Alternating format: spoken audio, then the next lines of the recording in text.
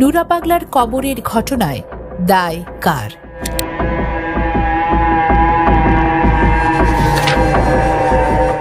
রাজবাড়ী গোয়ালন্দ, সেখানে একজন মানুষের কবর ঘিরে চরম নৈরাজ্য এবং লাশ অবমাননার ঘৃণিত ঘটনা ঘটেছে, যাকে নিয়ে সারা দেশে তুমুল আলোচনা। সেই মৃত ব্যক্তির নাম নুরা পাগলা। নুরুল হক মোল্লা বা নুরা পাগলা রাজবাড়ীর গোয়ালন্দ পৌরসভার ৫ নম্বর ওয়ার্ডের হাতেম মোল্লার ছোট ছেলে। কৈশোর বয়স থেকে মাটির বদনা বাজিয়ে গান বাজনা শুরু করলেও পরবর্তীতে ৮০-র দশকে নিজেকে ইমাম মেহেদি দাবি করে দরবার প্রতিষ্ঠা করে। সবার কাছে যা ছিল স্পষ্ট ভণ্ডামি। পরবর্তীতে স্থানীয় মুসল্লিদের আন্দোলনের মুখে ১৯৯৩ সালে মুচলেকা দিয়ে এলাকা ছাড়েন। পরে আবার ফিরে এসে দরবারের কার্যক্রম চালু করেন। নিজেকে ইমাম মাহাদি দাবি করা ছাড়াও ধর্মবিদ্বেষী নুরা পাগলা পবিত্র আল কুরআনকে ভুজপাতা বা মূল্যহীন বলতেন। নিজস্ব কলেমা চালু করেন। তিনি এবং তার অনুসারীদেরকে দাফনের সময় মাথা দক্ষিণমুখী এবং পা উত্তরমুখী করে কবর দিতে বলতেন, যা ইসলাম ধর্মকে সম্পূর্ণ কটূক্তি করা। মৃত্যুর পর ভক্তদেরকে তার কবরকে তাওয়াফ করার ওসিয়ত করে গেছেন।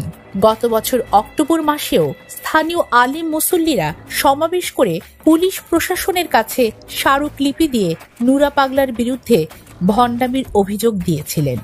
মুসল্লিদের অভিযোগ, নুরা পাগলা নিজেকে ইমাম মেহেদি দাবি করে বহু বছর ধরে ধর্মপ্রাণ মুসলমানদেরকে ধোঁকা দিয়ে আসছে। অনেক অসহায় মুসলিম তার ডাকে সাড়া দিয়েছিলেন। তাদের দিয়ে শিরকের মতো কঠিন গুনাহ করাচ্ছে। তার বড় ছেলে মেহেদি নুরতাজ ওরফে নুরতাজ নোভা ঢাকা, ফরিদপুর সহ দেশের বিভিন্ন স্থানে আস্তানা গেড়ে খ্রিস্ট ধর্মের প্রচারণা চালাচ্ছে। বেশ কয়েক বছর আগে মুসলমানদের আন্দোলনের মুখে নুরাল পাগলা আর এ সকল কর্মকাণ্ড করবে না বলে মুচলেকা দেয়, কিন্তু তিনি তার ইসলাম বিরোধী অপকর্ম বন্ধ করেননি। নুরা পাগলা এবছরের ২৩ আগস্ট ভোরে বার্ধক্যজনিত অসুস্থতায় মারা যান। মৃত্যুর আগে তিনি কাবা শরীফের আদলে উঁচু বেদি নির্মাণ করেন। মৃত্যুর পর ওই বেদিতে বিশেষ কায়দায় দাফন করা হয় তাকে। অভিযোগ রয়েছে তাকে দক্ষিণমুখী মাথা দিয়ে দাফন করা হয়েছে, যা ইসলামী শরীয়তের পরিপন্থী। প্রতি শুক্রবার তাওয়াফ করার মতো করে ভক্তরা তার কবর প্রদক্ষিণ করত বলে শোনা যায়।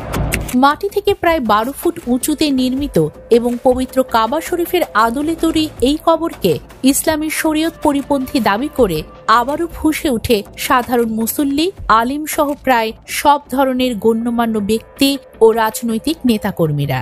তারা এর প্রতিবাদে সমাবেশ, মিছিল ও সংবাদ সম্মেলন করেন। প্রতিকার চেয়ে জেলা প্রশাসকের কাছে স্মারকলিপিও দেওয়া হয়, কিন্তু প্রশাসনের ডাকে কোনো সাড়া পায়নি তৌহিদ জনতা। এ নিয়ে স্থানীয় মুসল্লিরা বারবার প্রতিবাদ করেছে। উপজেলা প্রশাসন, পুলিশ সবাই জেনেছে, দেখেছে, ব্যবস্থা নেয়নি।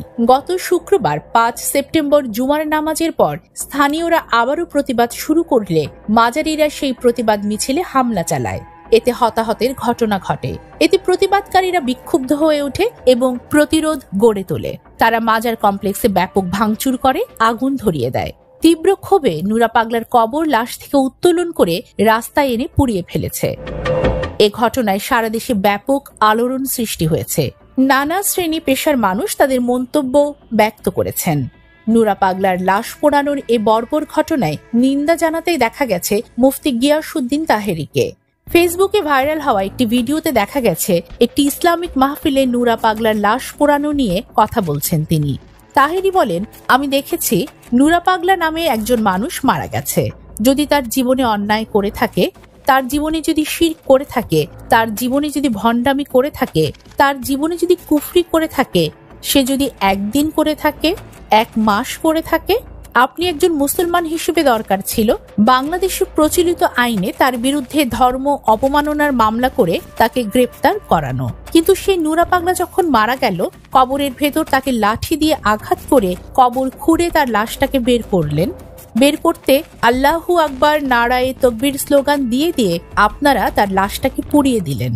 এ বিষয়ে জামাতের কিছু নেতাও দাবি করেছেন এমন ঘটনা তারা কখনো দেখেনি। বিভিন্ন মানুষের বিভিন্ন মতামত। কেউ বলছেন এটি খুবই নিন্দনীয় কাজ, তো কেউ বলছেন ইসলাম ধর্ম অমান্যকারী ও যারা শিরক করে এরকম ভণ্ডদের সাথে এটাই হওয়া উচিত। উম্মে হাবিবা শিবলি, অনুসন্ধান ডেস্ক, দোয়েল নিউজ।